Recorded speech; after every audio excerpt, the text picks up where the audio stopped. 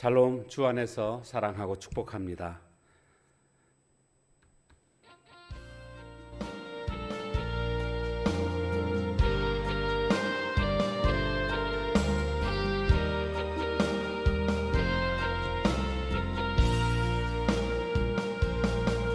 여호와는 너에게 복을 주시기를 원하며 너를 지키시기를 원하시며 여호와는 그 얼굴을 너를 향하여 드사 은혜와 평강 주시기 원하노라. 여호와는 너에게 복을 주시기를 원하며 너를 지키시기를 원하시며 여호와는 그 얼굴을 너를 향하여 드사 은혜와 평강 주시기 원하노라. 너를 보배롭고 존귀하게 여기시는 하나님이 내 삶 속에서 이 약속을 신실하게 이루시리.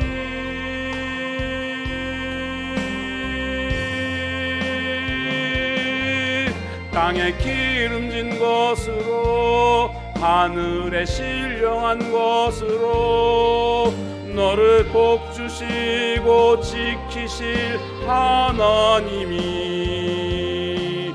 너의 영혼 잘 되도록 은혜 베푸시며 평강으로 인도하시리.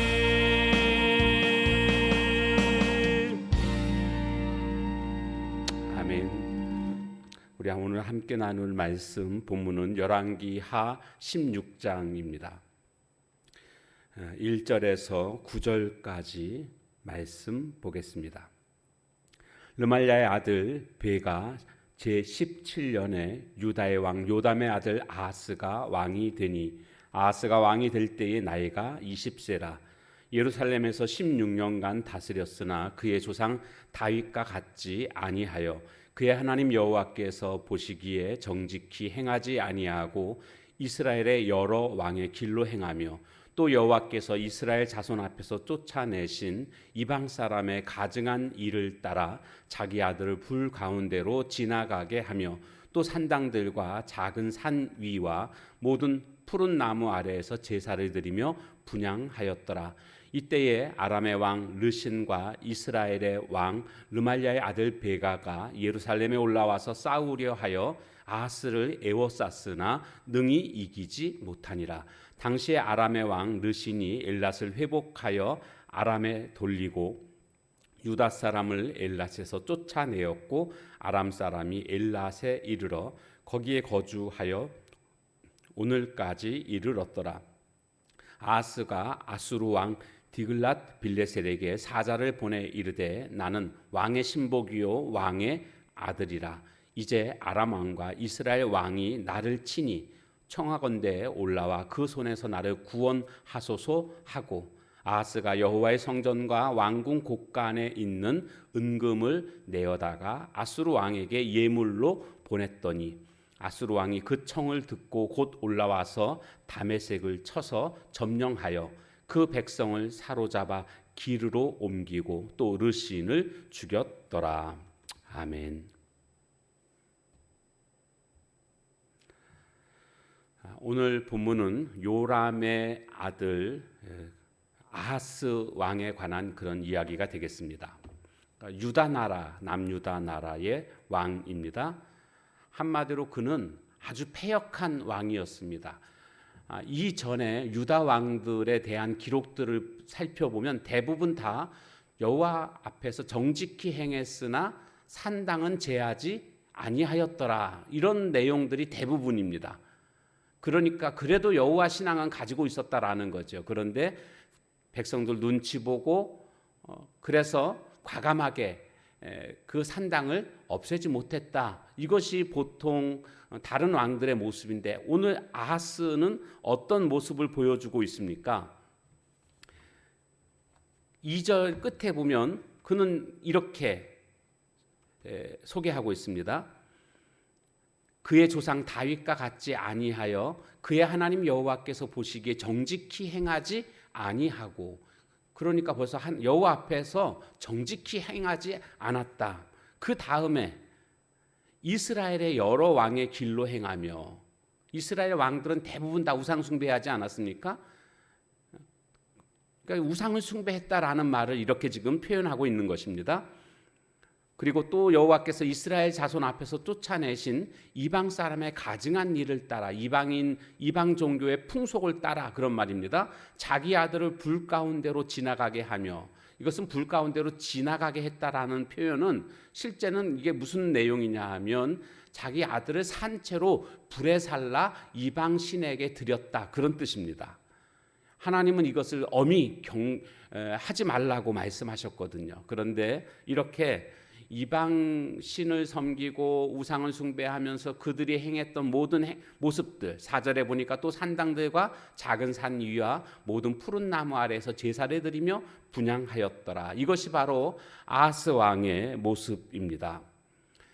오늘 본문에 보면 그래서 우리 인생에는 두 가지 길이 있습니다. 하나는 의인의 길, 하나는 악인의 길. 의인의 길을 본문에서는 다윗의 길로 행했다, 이런 식으로 표현을 하고 있고, 또 악인의 길은 이스라엘의 여러 왕의 길을 따랐다, 또 다른 표현으로는 여로보암의 길을 따랐다, 이런 식으로 성경은 표현하고 있습니다. 오늘 우리는 나는 지금 어떤 길을 걸어가고 있는가, 분명히 앞에 선택해야 됩니다. 악인의 길이 있는가 하면 의인의 길이 있습니다. 다윗의 길이 있는가 하면 르호보암의 길이 있습니다. 이렇게 선택해야 됩니다. 나는 순간순간 어떤 선택을 하면서 살아가고 있는가, 과연 하나님이 기뻐하시는 그런 다윗의 길로 선택하면서 살아가고 있는가, 이것을 우리에게 적용해 봐야 되겠습니다. 자, 그러면서 이제 그 다음 말씀에 보면 이때에라고 시작하고 있습니다. 여기 이때는 아하스가 우상을 숭배하는 그때에, 그런 뜻입니다. 어떤 일이 벌어졌습니까? 유다 나라가 우상을 섬겼다. 그러면 그 다음에 어떤 일이 생길 게 여러분 예상되십니까? 이방 나라가 쳐들어오게 된다라는 거죠. 실제로 5절부터 보게 되면 아람 왕과 이스라엘 왕 두 나라가 연합해 가지고 남유다 쳐들어오게 됩니다. 그래서 아하스를 에워쌌으나 능히 이기지 못하니라. 여기 능히 이기지 못했다라는 것은 아하스를 이기지 못했다, 그런 뜻이 아니고요. 능히 이기지 못했다라는 말씀의 의미는 완전히 정복하지 못했다라는 겁니다. 이것은 일부는 정복했다라는 뜻이기도 합니다. 그래서 그 다음 6절에 보면 아람 왕 르신이 엘랏은 원래 지금 남유다에 속해 있던 땅인데 엘랏을 회복하여 아람에 돌리고 유다 사람을 엘랏에서 쫓아내었고 아람 사람이 엘랏에 이르러 오늘까지 이르게 됐다, 이런 말씀이 나오고 있습니다. 이것처럼 하나님 앞에서 악인의 길을 걸어가게 되면 결국 하나님의 징계가 임하게 된다라는 겁니다. 그러니까 남유다는 지금 전쟁에서 패배를 한 겁니다. 전쟁의 패배를 통해서도 우리는 깨닫는 바가 있어야 됩니다. 인생의 실패를 통해서도 우리는 깨닫는 바가 있어야 됩니다. 하나님이 지금 이런 남유다의 패배를 허용하신 이유가 뭘까요? 그것은 남유다가 그래도 하나님이 주목해서 보시는 특별한 그런 나라인데 우상을 숭배하고 있으니까 이 패배를 통해서 그들이 회개하고 돌아오라는 하나님의 간절한 마음이 이 패배 속에 담겨져 있다라는 겁니다. 그렇다고 한다면 오늘 나의 삶을 한번 적용해 보십시오. 내 삶 가운데 징계가 임했습니까? 어려움이 찾아왔습니까? 하나님이 왜 내 삶 속에서 이런 어려움을 허용하셨는가? 돌아오라는 하나님의 의미는 아닌가요? 깨닫고 회개하라는 뜻은 아닐까요? 어려움 속에서도 이런 패배를 통해서도 우리는 하나님의 마음을 깨달아야 되겠습니다.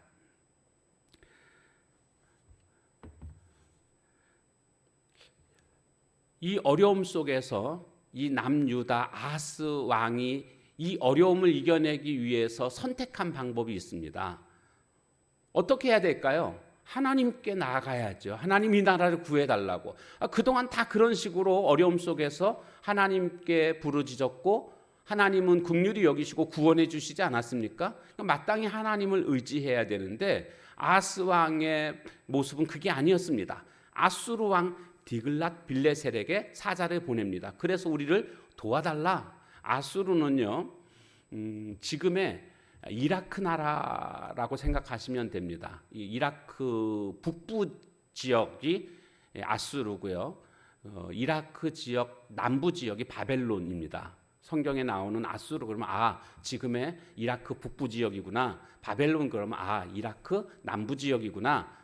이렇게 생각하시면 됩니다. 메데 바사 그러면 이건 이란입니다. 이란의 그 북쪽이 메데고 이란의 남쪽이 바사. 바사는 원래 페르시아죠. 페르시아를 한문으로 음력한 것이 바사라고 음력을 했죠. 그러면 오늘 나오는 아람이라는 나라는 시리아, 이스라엘 우회가 레바논이고 레바논 우회가 시리아죠. 시리아 나라입니다. 다메섹이 시리아 나라의 수도죠. 다메섹을 수도로 하는 그 시리아 나라가 고대 국가의 아람에 해당되겠습니다. 지금 그러니까 이 아하스 왕은 하나님을 의지하는 게 아니라 아수르 왕을 의지하고 있는 겁니다. 도와달라 이렇게 요청을 합니다. 그런데 이 사자를 보냈는데 이 말을 보십시오. 이렇게 말합니다. 나는 왕의 신복이요. 여기서 이 왕의 신복이 아니고요. 이 왕자리에 하나님이 들어가야죠. 나는 하나님의 신복이요. 하나님의 아들입니다. 이렇게 고백해야 되는데 아수르 왕한테 나는 왕의 신복이요. 왕의 아들입니다. 이렇게 지금 말하고 있는 모습을 볼 수가 있습니다. 그래서 좀 도와달라. 그래서 실제로 아수르 왕이 와서 도와줍니다. 그래서 구원해 줍니다. 그러나 이것은 공짜가 아닙니다. 어떤 대가를 치르는가 보니까 8절에 보면 여호와의 성전과 왕궁 곳간에 있는 은금을 내어다가 아수르 왕에게 예물로 보냈다. 그냥 하나님께 구했으면 이런 대가를 치르지 않아도 되죠. 그러나 하나님 의지하지 않고 이렇게 아수르 왕을 의지했습니다. 왜 아수르 왕을 의지했을까요? 아수르 왕이 더 믿음직한 겁니다. 하나님보다 아수르 왕이 더 크게 보였던 겁니다. 지금 삶의 문제를 우리를 구원할 자가 아수르 왕이라고 그는 판단했던 겁니다. 그래서 7절 말씀 끝에 보면 나를 구원하소서 이렇게 요청하고 있지 않습니까? 우리 인생에 중대한 질문이 있습니다. 그것은 뭡니까? 누가 우리의 구원자인가입니다. 누가 우리의 구원자인가? 우리는 여기에서 분명한 태도를 취해야 됩니다. 여호와 하나님이 내 삶의 구원자이십니다. 이 고백을 할 수 있어야 됩니다. 그러면 내 삶에 어려움이 찾아왔을 때 어떻게 하겠습니까? 하나님 앞에 나아가서 호소하게 돼 있습니다. 그런데 오늘 본문에 나오는 아하스 왕은 그렇게 생각하지 않았습니다. 구원자는 하나님이 아니셨습니다. 아수르 왕이었습니다. 그래서 호소의 대상을 아수르 왕으로 택했던 겁니다. 이것이 아주 큰 잘못인 것을 깨닫게 됩니다. 오늘 우리는 내 인생 속에 어려운 일이 닥쳤을 때 나는 이 어려움을 어떻게 해결하고 있는가? 내가 지금 이 삶의 문제를 해결하기 위해서 시도하고 있는 이것이 하나님이 과연 원하시는 방식인가? 이것을 우리가 살펴봐야 됩니다. 하나님께 의지하는 것. 그것이 바로 하나님을 구원자로 인정해 드리는 것이요. 우리는 참된 구원을 우리는 경험하게 될 줄로 믿습니다. 오늘도 날마다 하나님만을 의지하는 우리 삶이 다 되시길 주님의 이름으로 축원합니다. 기도하겠습니다. 하나님, 패역의 길로 달려가는 아하스 왕의 모습을 보게 되었습니다. 걸어가야 할 길이 의인의 길 그리고 사탄의 길, 이 악인의 길, 이 두 길 중에서 나는 과연 어떤 길을 걸어가고 있는지 우리의 길을 다시 한번 살펴보고 하나님이 원하시는 의인의 길을 걸어갈 수 있는 저희들 되게 하옵소서. 또한 아하스 왕에게 남유다에 이와 같은 어려움이 찾아오게 됐을 때 바로 이것은 하나님께서 돌아오라는 사랑에 매인 것을 우리가 보게 되었습니다. 내 삶의 어려움을 허락하신 그 이유는 내가 잘못된 길로 가고 있기에 하나님은 징계를 주신 것이고 내 삶에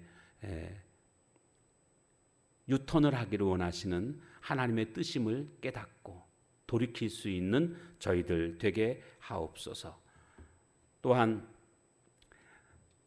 아수르 왕을 의지했던 아하스 왕의 모습을 보면서 우리가 참으로 구원자 되시는 하나님만을 의지해야 함을 깨닫게 됩니다. 어려운 문제가 닥쳤을 때 그 해결하는 방식이 하나님이 원하시는 방식인지 아니면 세상적인 방식인지를 살펴보고 늘 하나님이 원하시는 방식대로 하나님을 의지하며 문제를 해결해 나가는 저희들 삶이 되게 하옵소서. 예수님의 이름으로 감사하며 간절히 기도하옵나이다. 아멘. 주신 말씀 붙들고 같이 기도하는 시간 갖도록 하겠습니다.